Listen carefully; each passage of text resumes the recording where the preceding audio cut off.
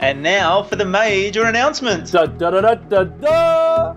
Oh, Marcus, for years, listeners have been urging with us, pleading with us, begging us to run Wellness to Couch events in their own hometown and not just in Melbourne. Well, get ready, folks, because in 2018, there's not one, not two, but three major events coming your way. The Wellness Base Camp is our brand new one-day event featuring your favourite Wellness Couch podcasters in your very own home state. In 2018, we are coming to Brisbane, Adelaide and Kiama, just south of Sydney, for one inspirational day of health and wellness. Oh, incredible lineups to MP. We've got the Up for Chatters, we've got Joe Witten, we've got Fuad, we've got Cale Brock, Audra Starkey, the incredible Marcus Pearce, Brett Hill, and so many more. Now, seats are strictly limited to these events. The Wellness Base Camp is not a big wellness summit 1,000 people job, so do not muck around. No, you got to get in quick, MP. The early bird 2-for-1 tickets are now available. Best Christmas present ever. To book your tickets and for all the information, head to thewellnessbasecamp.com.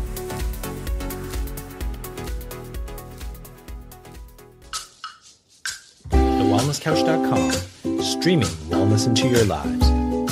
Welcome to Nourishing the Mother, featuring your hosts Bridget Wood and Julie Tenner.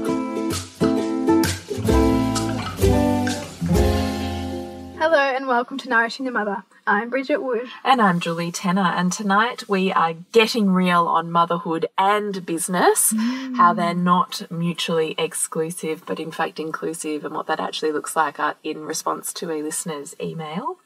Before we do that, we'd love to remind you to jump on to nourishingthemother.com.au and sign up to join our tribe on the front page with your email address, where once a week we'll send you a wrap-up with links and blurbs for everything we've put out in the world, so you can pick and choose what you'd love to dive deeper into. And then occasionally we'll send you a second email that we call a love letter, which is essentially a conversation that Bridget and I would have between ourselves. You know, a toolkit, an epiphany, an awakening, consciousness that we would really think is inspiring, or that you would love to, sink your teeth into or dive a little bit deeper with us. So please jump on and join our tribe at nourishingthemother.com.au. So this topic this week is in response to a listener our call out, essentially, where we said, please, which I'm so delighted people are responding to. It's so, I just love it. It's awesome. So this is in response to, wanting a behind the scenes look at other mothers' lives. And so this listener says, my question is, how do you balance or make it look so easy from the outside? The juggling of being a present, active mother and also having a kick-ass business. Not just you ladies, but a lot of seemingly successful business mums who from the outside look like they have all their shit together.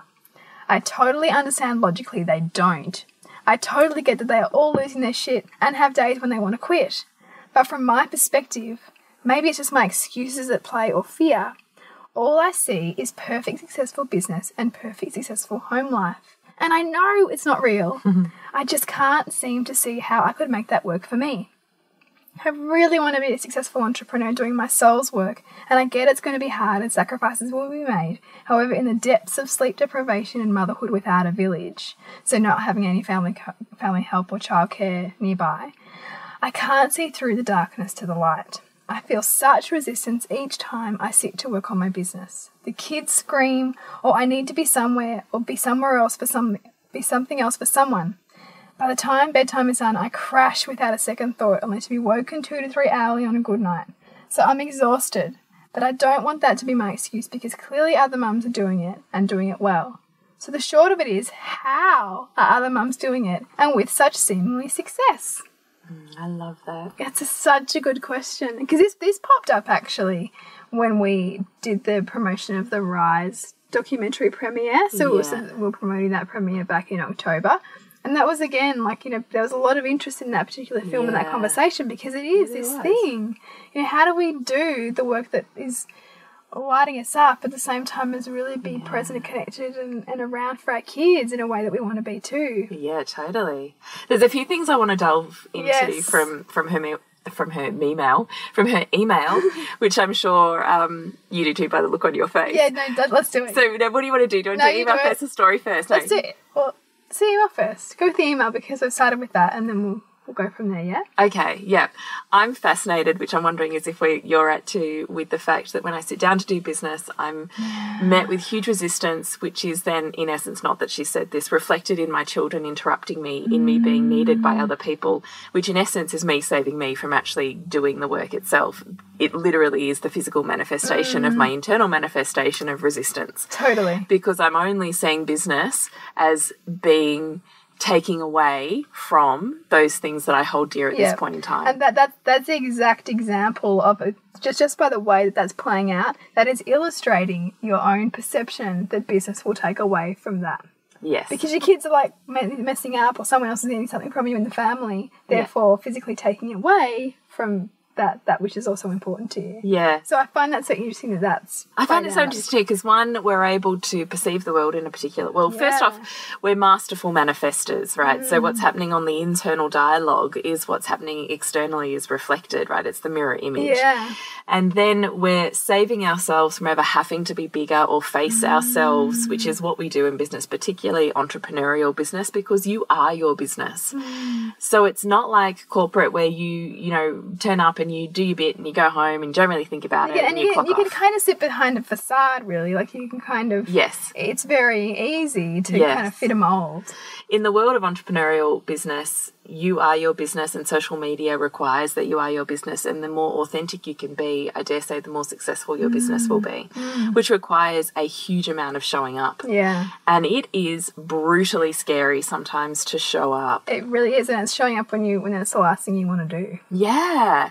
And so I do think that in this situation, and look, I think we all do it on various levels, we are just so brilliant at, one, manifesting the very thing that's playing out internally, which justifies our perception. So we don't think that we create the perception we don't need to change because it's impossible to change because all these things are happening which prevent me from changing, but in essence it's all me anyway. Yeah. And we're saving ourselves from the pain of delving into that.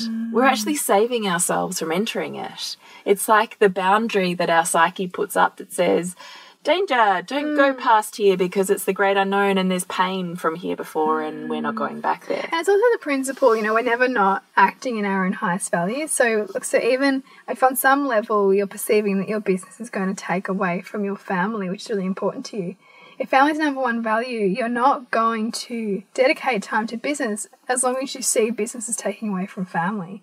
As soon as you flip and start to see how actually it's going to serve your family and actually creating the designated time to dedicate to business and how that benefits your family, until you can do that and believe that and have congruence and alignment in that, the resistance will keep coming up in the form of children messing up, you know, like things coming up, other just random shit happening that gets in the way of you being able to fully show up and commit. Yeah. It's hard though, right? Yeah. I remember like years ago, a coach said to me once, she's like, you have to look for all the reasons why you're a great mother from your business, because of your businesses. Yes, otherwise, because of them. Because of your businesses. Otherwise, you will keep not showing up in them in the capacity that you could, because you believe that to be successful on some level in business means that you're not going to be a good mother, because that's the story that you're telling yourself. And I still come up against that story constantly, and I have to pick it apart and, you know, like really notice myself in that pattern, because it is a story. It's not true. And it comes from, you know, old beliefs. It's likely not even my own. You know, it's likely my mother's. You know, so it's really important that we start to look at where these things come from, so that we can be a bit more critical about whether we want to hold on to them anymore or whether we want to transform them and morph them into something that's more meaningful for us. I agree. Do you want to pick anything else apart in the email, or do you want to move on? I think it's interesting that how much she's talking about how, even though logically she knows that like it's not real, she's still perceiving that everyone else has their shit together except her. Because this speaks to me by saying, well, actually, as long as you think that, you're not actually going to show up in your own way because you think you're never going to do it as well as everybody else is doing it. It's a fantasy pedestal, it's again kind of an excuse that gets in the way of being able to pave your own way through it. Because that threshold is so high that you can never reach it, so why bother starting? Why bother, you know? It's just like, I'm not going to be good to be able to do it, and look at all these people, and it kind of keeps you in that spiral of like, I can't do this. And it's quite useful. It can become a bit of a strategy, because it's keeping you, again, focused on your highest values. And on some level that is you loving you, because it's you saying like, you know, no, it's not safe to go there because this is so important to me, and if I go there I'm going to lose this. So again, that's coming back and looking at how does business serve what's most important to you as opposed to it taking away from it. Well, let's talk about you at the moment, Bridge, because you, to me and my tribe, look like you're freaking killing it at the moment. You are like a woman set on fire. Can you just reel off what you have been doing / are doing, well, in the last 6 weeks and the next 2 weeks? Like, seriously, what has your last 2 months look like? Yeah, so this film, Heal, has kind of taken my world by storm. In the sense that it's unprecedented for Suburban Sandcastles to have this many screenings in this short time. So how many screenings have you had? 5. So we're going to be having 5 of this film. Unbelievable. Yeah, 5 within a 4-week time frame, or 5-week time frame, I think it is. And I couldn't have foreseen this, and you know, on some level, I'm kind of grateful for my own fly by the seat of my pants nature that I was able to be agile enough to make this happen, because we really only started with Melbourne 1 screening and we've made it 3 because of the demand. But, you know, again, that has really required me to look at how I can do this, how I can manage this, how I can keep showing up for my family, for my house, you know, for my relationship, and lean on the things that help me get all of these, kind of keep all these balls in the air and still deliver on these events. And I mean, some days I don't quite know how I'm doing it. And it's not just Melbourne. You've got Melbourne, Geelong, Byron Bay. Byron Bay. Yeah, I'm going to Byron. I will have already been in Byron by the time you listen to this. But yeah, that's even more of a stretch for me to really kind of put myself out there.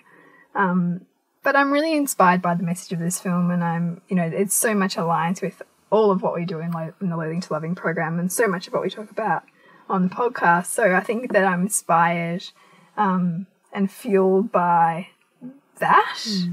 You know, and this is that saying, right? Like, energy is infinite when you know the source. And so I think it hasn't been too hard for me to dig deep and find the energy to, you know, like throw into promoting these or kind of being aligned with the message of these films. But at the same time, you know, don't get me wrong, I'm still going, fuck, I didn't show up there right for my kids. Shit, like my husband would really like some more time with me, but I'm really not giving it to him right now. So there's a whole lot of stuff that I feel like I'm dropping balls on, but I know I'm not. I can also see that that's a function of me humbling myself and making sure that I still value deeply the things that are core to who I am. You know, that I'm because still... by being in pain and bringing your awareness to it, you're maintaining your focus there, and therefore maintaining your value there. Yeah, you know, I have to keep seeing, you know, like challenges with, you know, how I'm communicating with my kids, or where I could have shown up better with my husband, or how I might be appreciating my mother's help.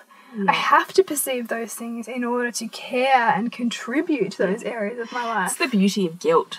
Yeah, on some level I think it is. Yeah. Because if we didn't have any guilt, then we wouldn't, you know, we kind of just trailblaze our way through life without really caring about who we trod on in the process. Totally. And look, shame is self-focused. Yeah. And guilt is other-focused. And when your top values involve others, and you're, you know, hit with a massive wave of guilt, doesn't it call you back into that? Yeah. Like, it is actually genius. Yeah. And I think if we start to look at everything that we're feeling as a feedback, and so, you know, like... And a sense of alignment.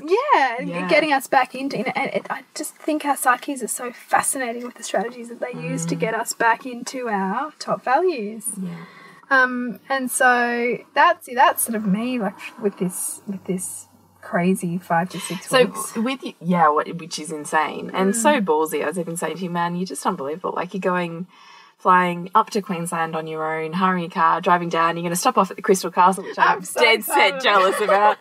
And then you're just going to drive yourself down to Byron Bay, where you're just going to run an event that you've never run before. And then you're just going to do the whole thing to come back home again. Like, man, it's so courageous. Yeah. Maybe, I don't know. I'm kind of excited to have 24 hours to myself. But I am going to have to take my breast pump because my boobs can't handle it for that long without my baby. Yeah. But it's funny, like, I think I see how much, I guess, I've also evolved as a mother, and my values around mothering to be able to let go. Yeah, tell me about that. I don't think with my son I could have done this. Or maybe, no, actually, probably not at this age. How old is Sylvie now? 15 months. And at this age, although when Hugo was 2.5, I went to Sydney for 7 days and did some study. And when I purchased that course like 12 months before, I knew it was like going to be the biggest leap of courage ever. Like, and I pretty much spent 12 months working my way up to going and doing that. And I knew also that that was something I needed to grow into. I needed to grow into the mother who could do that. And so perhaps that's also paved the way for me to be able to do this in a way that feels kind of effortless, like in knowing that I've kind of got the support here. So what shifted for you? Believing that I don't have to be everything to her and to my kids, and seeing how much richness they get from the other loved ones around them. And also really understanding that I can still be connected to them even if I'm not with them, you know, and I can still, the thought that I have about them, the appreciation I have, and you know, and that whole idea of the distance making the heart grow fonder, I know like I'm going to miss them. And it's really nice to miss our kids. And I think particularly when we have, you know, perhaps if you're a stay-at-home mum, or if you spend a lot of time around your kids, because it can get stifling. So there is a really lovely feeling about missing them. And so I know I'm going to. And I'm always on some level looking forward to that feeling of missing them, and because therefore I know that feeling of being reunited is going to be really lovely, and there's going to be appreciation that comes from that. So yeah, I mean, I think it's definitely been a gradual thing, and I think as I look at parenting less from that kind of very much attachment parenting, the mother needing to meet all needs, and seeing how there's such richness in other people around them meeting their needs too, it gives me more freedom to be able to do things that fill me up, so that I come back into my mothering role as a great example of a whole kind of woman, you know, who is able to be lit up by things outside and bring that back into my family. I love it. I'm just bathing in it. Yeah. I love it. Yeah. So tell us then what your day-to-day looks like. So this woman's saying, I know the fantasy isn't real, but I can't work it out in my head. What does your... So, of course, we're saying look at the perceptions, the beliefs, the filters, the glass ceiling that you've placed on yourself, which is in itself belief. And because we will only... Our businesses will only evolve to the extent that we are willing to. Yeah, that's right. Because particularly in entrepreneurial space, you are your business. And so you will hit those ceilings and those same sore spots that you would in any of your values because it's you. Yeah. All of that stuff, all of the reframing motherhood and seeing who steps up when you step away, reframing what attachment and presence looks like. Yeah. What does your day-to-day look like? There's a lot of work that's going on at the moment, like even around my kids. Like, so I'll be sort of doing emails in between them playing outside together, or I'll be doing social media stuff while, you know, perhaps Hugo's watching something on the TV and Sylvie's playing or pulling something apart, likely in my house, because it's her favourite thing at the moment is to just find stuff to pull apart. So, you know, like the reality is I do quite a bit of work around my kids, but I am also really well aware of finding pockets of real presence with them, you know, and really noticing their invitations to play, whether that's through explicit asking, which my son will likely do, or acting out, or kind of challenging behaviours, or, you know, big feelings that need to be heard. So I'm really trying to attune to what's going on in the environment as well at the same time, so that I feel like I'm giving to them and also really getting what needs to be done in my business done. So, you know, there are sacrifices. Like in my evenings, especially if my husband's not home, like if he's at work, I'll be working for like 4 or 5 hours a night. But I love it, and I know that like kind of creating this like life by design, which means I don't have to go back to a corporate job, means I'm going to have to make these kinds of sacrifices in order to do this, and it's worth it for me. But yeah, I mean, some days I might spend time on the phone, or, you know, try and have a business conversation with kids screaming, and that's kind of how it goes. But I don't know. Tell me a mother who's trying to run a business who is not working around their kids. And I kind of think I could be working around them trying to do something inspired, or I could let the time get filled up by drama, which it likely would anyway if I wasn't caught up in doing some kind of business type work. Because, you know, if you don't make time, the time gets consumed by other things that might be less inspiring. So, And then I really look for ways to make sure that we're, you know, I think of like that plate spinning kind of analogy. So I look for sort of making sure that everyone's plate's kind of spinning. So, you know, if I've had a couple of hours of sort of flicking a lot of between work stuff a lot, then we'll go to the beach for the afternoon, or we'll go to the neighbours for a play, or we will, you know, spend that time outside doing lots and lots of nonsense play on the trampoline, or, you know, there'll be definitely ways where I find that I'm giving that depth of presence to my kids so that I can then go away and feel okay about spending however long I need to doing emails. So what happens, or maybe I should start with, do you find your children acting out, screaming when you're on the phone, being difficult, in inverted commas, when you're needing to get work done? Not so much difficult when I'm needing to get work done, like that's kind of okay, but the phone thing's a bit of a disaster. Like, you know, tonight I was on the phone and, you know, after the bath, the kids were in the dirt and Hugo had tipped dirt all through Sylvie's hair. So then I just was trying to get her to bed with her sand going all over the bed. So the phone doesn't work so well, and I always find that I get interrupted whenever I'm on the phone. So I try to avoid it, like really if I can, but I can't always. But generally, no, like the computer stuff is okay. And I think Hugo's pretty used to me working around him because I have for a long time. But when I know that he really needs something from me and I feel like he is, you know, perhaps noticing my amount of work time, I'm really conscious to make sure that I, you know, will use one of Sylvie's naps to connect with him as opposed to do some work. Because it would be very easy to just chuck a movie on for him while she's napping and do more work, which I do some days. But like today we went outside and we did some weeding together and we played with the trampoline and we had to talk about kinder and, you know, I used that time to really connect with him. So I think you've just got to look at what your business needs, what your family needs, what you need. And even like felt incredibly indulgent the other day when I probably should have been doing emails during Sylvie's nap. I painted my nails, which was like so like novel for me, but I could see how that was filling me up, which then allowed me to then fill the family up. So I think it's always like a check-in about what is going to make the day flow best and how is it going to, you know, how are everyone's needs going to be met. And even like looking at business stuff, like, do I really need to respond to that person right now? And what's the most important thing here? And like, you know, noticing if I feel guilt around anything around business or why, you know, like just the same line of questioning that we would question our parenting dynamics, even applying that to business and our perceptions of people and relationships in business is the same. What about, do you feel like you're ever not killing it? Do you feel like it's ever a total disaster? All the fucking time. Do you feel like you're ever not doing a good enough job? Yeah, all the time. All the time. But that's exactly what inspires me to learn and grow and do more. I don't think if you didn't think you weren't doing a good enough job, how would you be inspired to do more? You know what I mean? Yeah, I do. You need that. The void creates the value.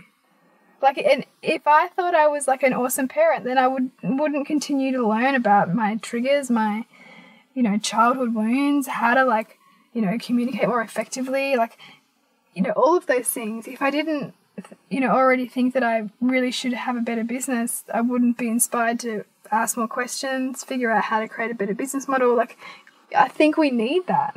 I don't think that's ever goes away, but I think we get better at understanding what it's there for. And therefore dealing with it as opposed to spiralling downwards. Yeah. But don't get me wrong, I still have shit days. They'll do. What do you do in those shit days? Sometimes I just let myself wallow in it. Sometimes I go to a cafe when maybe I should be working and just like have a chai and eat a slice of like hedgehog and just enjoy it. I don't know, like I think we need to make it okay to sink into that. You know, to sink into the feelings of maybe not being enough or like feeling like we can't hack it, because then I think that sometimes from that is born the fuel again to transform what we want to see, you know, come about. I think we kind of need those days, those moments.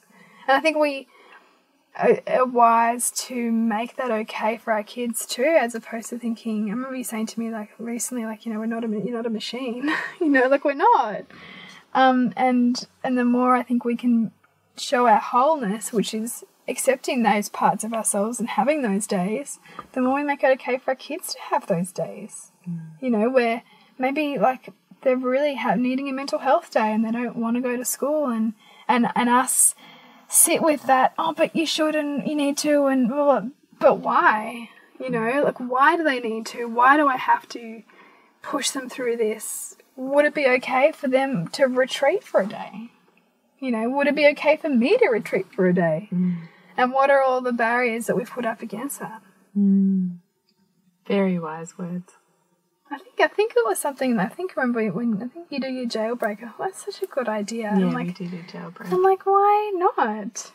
You know, like, we're so cultured to follow rules and do what the teacher says and buck up, but some days you just don't want to, and I think it's okay to make that okay. Yeah, totally agree. Yeah. Preaching to the choir. Good.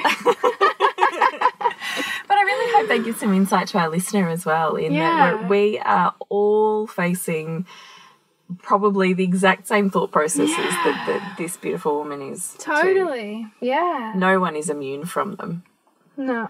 And I think you're right. You just get more comfortable with them. You widen your tolerance of that darkness showing up. And I think the more okay you make those parts of yourself, the less you have to kind of breed their opposites all the time, you know, and like, you know, the less you almost need to be sort of steadfastly humbled on some level. I don't know, like it's kind of like, because there's some people sort of who are in my community with Suburban Sandcastles who, you know, perhaps hold this utopian ideal around, if only we could always be happy, and like then there'd be no pain and no suffering and like no wars. And I think the more we hold on to this one-sided world, the more we create misery, because we're not allowing the wholeness of life to be embraced, and to be learned from, and to be, like, you know, welcomed and tucked in, you know, under our arm and said, you know, I've got a place for you here. Because there's things to be learned from that. It's like that whole idea, like, you can't know happiness if you don't know its opposite. You can't, you know, in Melbourne, like, one of the best things is that we have a seasonal, you know, we have seasons, we have a city, you know, that we have a climate that is, you know, you can like really sink into the, you know, winter and the cold and all the ways we can then warm up, and then in summer we get to just appreciate these hot days because they're so much more rare. Like, you know, our psyches and our families and our systems and our businesses are the same, I think. I agree. We're not machines. Yeah, we're not. No, we're cyclical, and beings of evolution. Yeah. And so nothing is ever static or you know, like this forever. There's always change, and we're always being called to change with it. Yeah, yeah. But I mean, change can be hard, right? Like, as humans, we really like to tend to not want to like change. No, we don't like change. Yeah, but there's a niceness in it. Yeah, I agree. And I want to jump in here and really, not that I think that I'm on the pedestal at all here, but I really want to like flip it to you and go, fuck, like, you're like one of my like gurus when I think I find that ridiculous. But when I think about, like, in terms of managing all the things and keeping all the balls in the air, like, you know, you've got 4 kids, you cook like amazing food, you know, nurture your relationship, you look after your community, you really value your own sensuality and feminine and connection. So you are like doing all of the balls in the air and all of the service and all of the amazingness too. And I wonder how the fuck you do it most days. You know, and still have a level of sanity. Yeah, but I think it's exactly the same as you. I think there's days, like I was saying this too, we had our Kinder AGM last night, and I don't know if any of you know how Kinders run, or in Australia they run mostly run by a parent body. So unless you have a parent body running the Kinder, it doesn't function. And so every AGM you have to have a new committee sign up. And so I thought, how am I going to do this spiel? Because I hate being the person that's standing up there to crickets going, get some names on those boards. We had ours like 2 weeks ago, so yeah, I totally Was it the same? Yeah, it was. It's excruciating. And so I just stood up and I just, basically said, what makes this kinder awesome is the community that it fosters. And you get out of community what you put into community. And I think that's the same for business. I think that's the same for relationship. Yeah. I think that's the same for family. Whatever you invest into it is what you will reap out of it, and likely tenfold. Yes. And I definitely So think true. it's so true. And I definitely think that, particularly when we're living in this world where we say we want a tribe, but we're not willing to show up for that tribe to start off with. Yeah. I think that's rubbish. I think that is. We don't really want it. We don't value it No. enough if it's not showing. And up. stop sitting in your victim state. Go and create that shit. Yeah. It comes from you. And also, breaking down all the barriers that are in the way of creating that. Yeah, so let me tell you how I broke down the barriers. I broke down. Did you at the AGM? The fucking No way! Yes, I did, Bridget. Tell me about that. And I literally, in the end, just made a joke out of it. And I just went, I'm crying at an AGM. Hang on, no, but how did you get to the tears? I want to know. I got to the tears because, well, one, I was nervous. Yeah. It's so funny because I can do public speaking on stage with you to, a couple of thousand people. You can't actually see them and all you see is lights. I can do that. Yeah. Trying to speak face to face to some seriously close people, I was shitting myself. Yeah. So I was really nervous. Man. We've made some big changes at Kinder this year, so I knew there would be Some resistance. yes. Yeah. And I'm a bleeding heart. When I speak openly and honestly from my heart, I am just a wash of gratitude and love, and it all you comes shining flowing beam of light. out of my eyes. This is what happens to me. And I realise now, whenever I've done a bridesmaid speech, anything, I basically preface it with, I cry when I speak from my heart. That's just what happens. Turns out I should say that at an AGM. Oh, that's gold. So this is basically how I started it. You get out what community, what you put in, and drop off and pick ups. You don't make relationships with those. But the women that I've been on the committee this year have been nothing short of incredible, and I've formed amazing friendships with these women. They are the women that are my friends. And that's because of the way that we've all shown up together. And there's something about working on a joint venture, isn't there? I mean, you create relationship with that. And, just talking about the love that I have with those women, and I'm getting all these flashbacks to all of these mini crises during the year and all the the love and the laughter that we've shared. I get all these, it's almost like this, 10-second flashback in my mind, and I'm just flooded with the emotions and all of that. And then I was talking about the teachers, and I thought, the best way to talk to women, I think, with vulnerability is through story. They don't need me to stand up there and be the business head. They need me to stand up there and be the mum who's honoured their child through this kinder. And so then I started talking about my children's experience with these, particularly coming from a Steiner background, my children's experience with these particular educators and with this kindergarten. Well, I was a mess. A total freaking mess.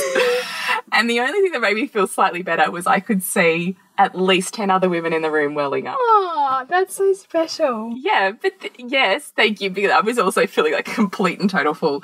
But at the same time, I was like, this is it though, right? The more we are willing to show up and just be honest and vulnerable, the more that will be reflected back to us. And so I went up there and I went, I know no one wants to be here on the committee. I know everyone's too busy and everyone has no time. I know you'd rather sit on your hands than put your hand up. I know all those reasons. You called all things out. Because it's me. I get it. I said, that's me. I do the same thing. But I said, I'm going to tell you, I have 4 kids, one of whom is 3 months old. I run 2 businesses. I run a basketball club. I coach my daughter's basketball team. I'm team manager of her rep team. I'm getting tired just listening. I know. And I listened to this whole thing and I was thinking, that's a lot. And even in my head, I went, how do I fit that in? And I just thought, and you know what? I still have time to be the president of the Kinder because it's all about scheduling. It's all about combining values. So I can do kids, community, and work in one hit. in 1 hour period, and I've ticked all those things off. My kids will come to kinder meetings and they'll have expanded play in the kindergarten. They'll have extra play and interactions with the teachers. They will, just create bonds with the other kids that are around there. So I'm not feeling guilty about the time that I'm spending in inverted commas working. And the same thing goes for the work that you and I do, for online consultations, times I'm leaving home, to go and do and meet with various people. My kids totally get that I, leave the house to go on podcast. I don't know if they totally get what that is at the moment, but they totally get that. Yeah. And I think there's a level of interest, particularly as my kids are getting older and they're learning about the world of the cyber world. Yeah, yeah. And how things function. And, mum can build a website. That's what? Cool. I love that you've touched on that, because it's beautiful as they get older, which I've just had to do with Hugo, to try and find ways to involve them so that they feel like it's meaningful to them too, as opposed to just something that mum goes off and does. Yep.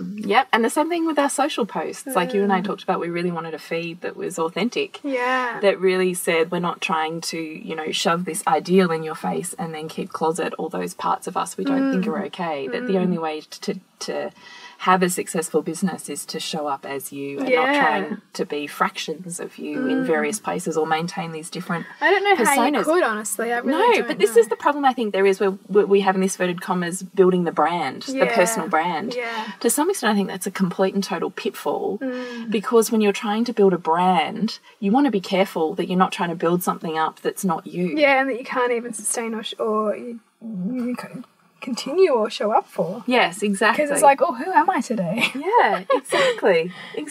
Yeah. Or that you completely spiral downwards or can't even open the door to show your face to the world when you're not that. Yeah.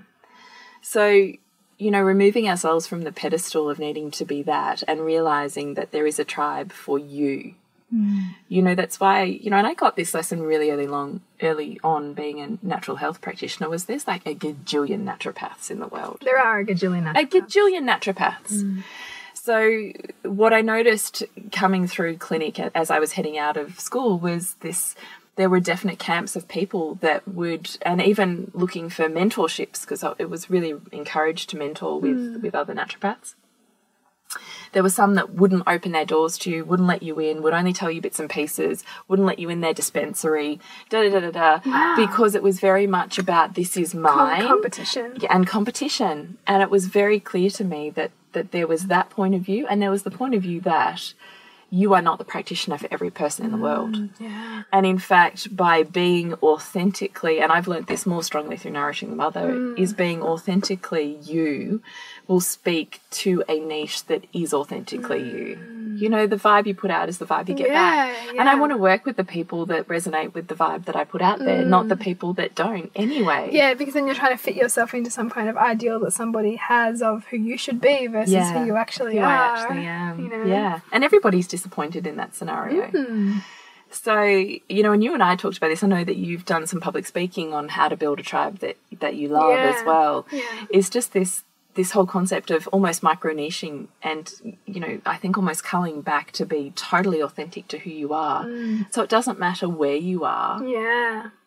Like, did I tell you this? I was in Kmart the other day, running through the shops trying to do a mad dash of collecting stuff for my daughter's party bags for her birthday party that afternoon. And I was in the checkout, had my 2 older kids with me. I was probably, I don't even know, distracted, like on a mission woman. Yeah. And then this woman turns around and goes, "Oh, Jules." And at this moment, I looked and I went, "No, don't know." And she goes, "Oh, it's me from," and she said her name, from Nourishing the Mother Tribe. And I went, "Oh my God."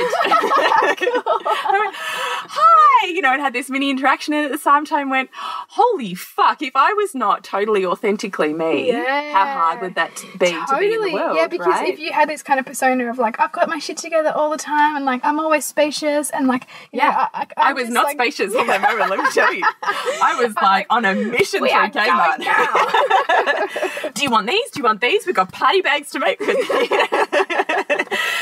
I think that's it. Like, I think that often what holds us back, and I see it in my friends as well, and they're like all of the women around me, I see enormous genius and potential that is completely unutilized. And it's because they're looking for the perfect moment and the perfect thing and the perfect time, and it never happens. Ever. Ever. There is no perfect anything. No, there's not. And if we wait for perfect, you will literally be frozen in time. You are not going anywhere. And I just feel like my bones would become brittle to the point where I would find myself disintegrating because I'm not expanding and growing into all that I have the potential to be. And that feels painful to my soul. You know, and to my heart. I love the way you've put that. And therefore to my highest values. And I think it's because the difference is that I'm comfortable. I've made pain my friend to an extent. To enough of an extent that I can show up through pain. And in essence, I expect You do that magnificently, and I must say I've particularly seen that in the way that you've, you know, like carried yourself through this 4th pregnancy and baby. Yeah, thanks. You know, like really kind of stood in the face of pain. Yeah. Rather than allow it to run you. Yes. Thank you. Because it is hard work. Yeah. It's mentally a really hard work, and physically holding that space for yourself. But I think when we are able to do that, we stop the paralysis and we're able to just put one foot in front of the other metaphysically in terms of business strategy. And that's grit. And that's what I'm good at. But I'm only good at that because I've had to be.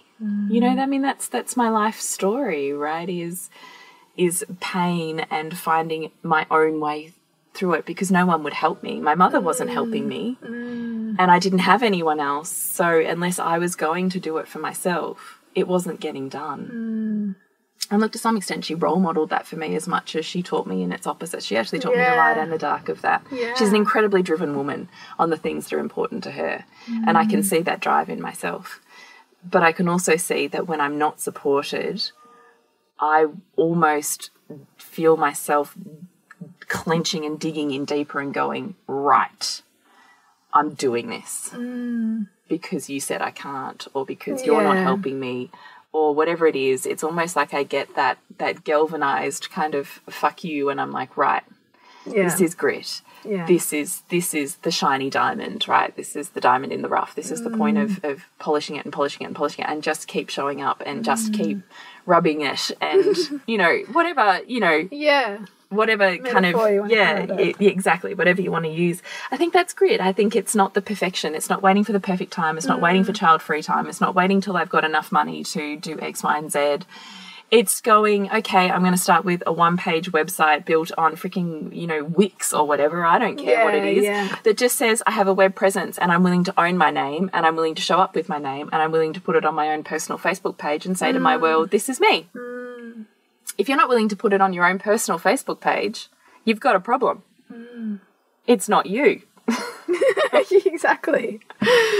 And I just think you've got to start the baby step. You might have the huge goal. You have to have the huge goal, but you have to be able to step it down into the tiny stuff that you can do every single day.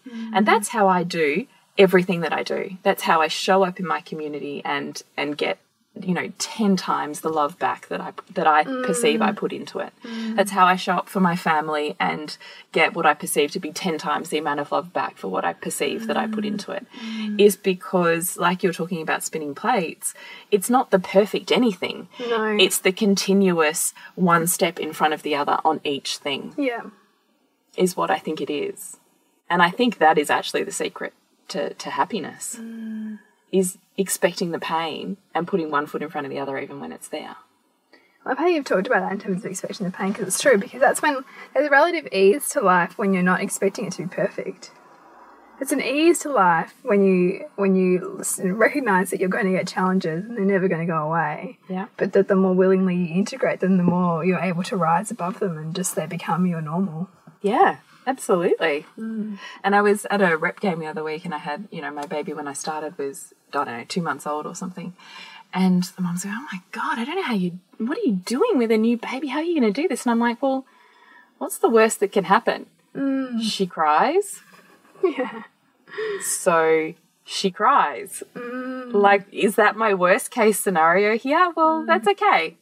Because if that happens, I've got this person to take over and I'll, you know, be with her and I'll be good. we'll get through it. And it's not expecting it to be perfect. You know, I don't go to kinder meetings going, all my kids are going to be perfect angels, or that, you know, I might schedule meetings around my kids. How else do I do it in the day-to-day? You know, sometimes it's going to be scaling back certain areas of life in order to increase others, knowing that they will feed or that you will come back. Like, I loved what you were saying about kind of balancing your days. Yeah. That, you know, when you've had an intensive work period, it's going to be followed by an intensive parenting period. And that you are aligning your top values to, you know, intensive blocks. Yeah. And that's totally what I do. And as you know, I certainly schedule and plan and organise well ahead of time, so that, because for me, the worst possible scenario for me personally, when I lose spaciousness, is when I've hit overwhelm. And I hit overwhelm when I'm not prepared and I don't know what the expectation is, or I'm not clear on what my desired outcome is. Yeah. If I'm clear on what I want to achieve, whether that's personally, professionally, or, you know, family-wise, within whatever event I'm in whatever aspect of my life, and if I haven't prepared myself in order to be there to facilitate that with my kids, or, you know, even just personal mind talk, that's when the wheels fall off. Yeah.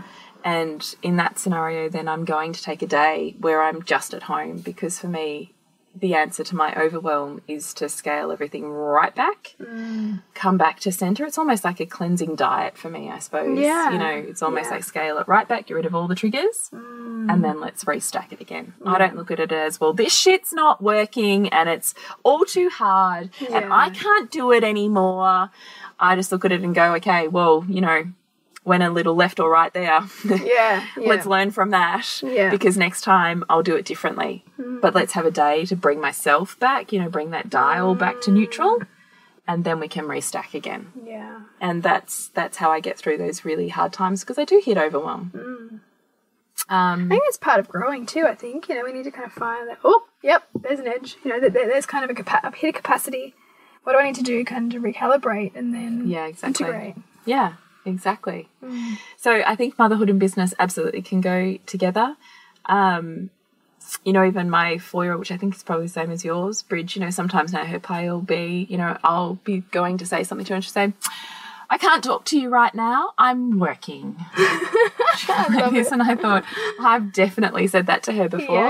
Look, I'm definitely not averse to saying these are my needs right now. So you need to go and X, Y, and Z. And I would do that at Kinder. I've done that. I've had some pretty intense meetings at Kinder this year. And she's had to come with me by virtue of that's just the way it is. Yeah. And I've been very clear. She's come over to say or interact or be in it. And I've just very clearly, firmly, but calmly said to her with absolute congruence, I need to have this conversation right now. So you need to go and whatever her options are. And then I will come back to you once I'm done. Happily will go and do that. Yeah. And I would almost say, without hopefully touch wood, not jinxing myself 100% of the time, but I think it's my congruence. Yeah. I'm absolutely clear on this is what I need right now. And she absolutely knows that when I say I'm coming back to her, I am absolutely coming back to her. It's not a wishy-washy in between something. It's an I need presence here right now for me. And I absolutely have to have that. And I will then absolutely be with you. And I think when you has comfort with that, she doesn't feel like she's missing out because she wanted something right then and there. I don't need to feel guilty about the fact that I haven't given it to her right then and there, because her and I both know I'll give it to her later. Yeah, you'll be going and doing that. Nothing's being missed there because I've also then provided her with the opportunity to explore things she would otherwise not explore because I'd be taking up that space. And she has to get resourceful. Yeah. And I think it totally feeds her. So, you know, even here's another example. I play basketball as well on a Monday morning with a whole group of mums. So I have a teeny tiny baby. And do you know what happens? She sits in the pram and she watches, or every single sub, someone's rocking her on the side of the court or holding her, you know, while we play the game, and she totally 100% of the time rolls with it. That's so cool. 98% of the time, she'll fall asleep on the side of a basketball court with all the yelling and the screaming and the thumping and the whistles. And there's all these mums, whoever's subbing, sitting there, you know, rocking my baby. So I have the sleep cues and whatever this time that I never had last time. Yeah. And Lola, who comes along, sits there and, you know, does the scoring. Sits there and has a cuddle with whoever's scoring, has a chat. And I picked her up from kinder the other day and the teacher goes, I had a lovely chat to Lola today about the mum's basketball, and she was saying how so-and-so fouled out and this and that. And I thought, man, she has totally worked out the game. Wow. She's worked out the reffing. She's worked out what's happened and why. I haven't had any of these conversations with her. That's so funny. And she's formed all of these incredible relationships with the refs that ref us every week, with the women who score every week. She happily goes and sits on any of their laps and chats away to them as they're. And I just think this is genius, right? Because I'm not taking up this space. What gift is this to her? Yeah, that's amazing. And I think that in every area. Yeah. And so I do think, as you and I have talked about often, that the attachment parenting requires that we 100% of the time meet our child's needs at the time that they need it, and we perceive that they are sore or wounded when we don't. Yeah. And I don't believe that anymore. I think that was a way for me to really keep myself safe, secure and tightly locked where I was. And what I see now is a far more fluid version of parenting, which involves a village, because I've involved the village. Because I don't need to be the village on my own. And, you know, I don't feel any guilt about that. And like you, Bridge, when I'm lit up and inspired, that totally flows to my kids. Yeah. As if a mum who's not like, whoop, whoop, you know, going about her day isn't going to be like, you know, jiving it with her kids. Yeah, totally. I love it. They pick up on that. Yeah. As opposed to mum who feels like her bones are brittle and disintegrating. Like, you know, take some for yourself, ladies. Totally. Knowing that, you know, you create safety and security in the fact that your boundaries, when they're met, allow you to do this. And your kids will know that. They will know this is your time, this is my time. Yeah. And conversely, that's their time, this is your time. So, you know, I think you need to look at your belief systems that say it can't be that, because I think it can. Love it. Love it. So, Bridgie, your next movie, Heal, you are coming back to Melbourne from Byron Bay. And after this podcast airs, it's like 2 days. And we would love to see you at the event. Yes. It's gonna I'm facilitating a Q&A for you. You are. On your infertility journey. And if that doesn't get you there, I don't even call it that though, do I? I keep talking No, I know, but I don't know why. What? I call it fertility journey because I don't even use the word infertility. I don't know. Oh, that's a cultural term, I suppose. Yeah. But that's what I'm going to talk about, because I know that there is something in that for other women. And we know from the podcast, particularly those ones that dealt with that it's worth expanding. And particularly when you're talking about the impact that our mind and psyche have on our physical body. Yeah. I was listening to a podcast today on epigenetics, actually, that you know, talks about that, literally that whole concept of that our genes don't define us as being static, which is what we've previously always believed until the field of epigenetics has, you know, explored deeper and has noticed that during times of huge emotional stress, trauma, drama, that in fact a switch goes off and our genes change. Yeah. So genes that we perceive to be static and encoded, in fact, are not. It's not the genes, it's the environment in which the genes operate. So fascinating. Which is all mental state, right? And so we literally on a physical level can monitor with science these changes. I mean, it's extraordinary. Fascinating. Yeah. Yeah, so if you're in Melbourne, love you to come along to that event and come say hi to us. And tell us more. Where is it? What time is it? What day is it? How do we book? Thursday the 7th of December at Shirley Beck Theatre in Parkdale, so Bayside, Melbourne. And doors open at 5:45, films at 6:45, and you can book at suburbansandcastles.com. Perfect. Love to see you there. Yes, me too. And if you would like to connect with Jules and download some of her amazing resources around birth and pregnancy and blessing ways, go to thepleasurenutritionist.com. And we are Nourishing the Mother on Facebook and Instagram, nourishingthemother.com.au. And nourish the mother to rock the family. Woohoo! You're now the one who's saying that. I can never get it in my head. And we'll see you next week when we continue to peel back the layers on your mothering journey.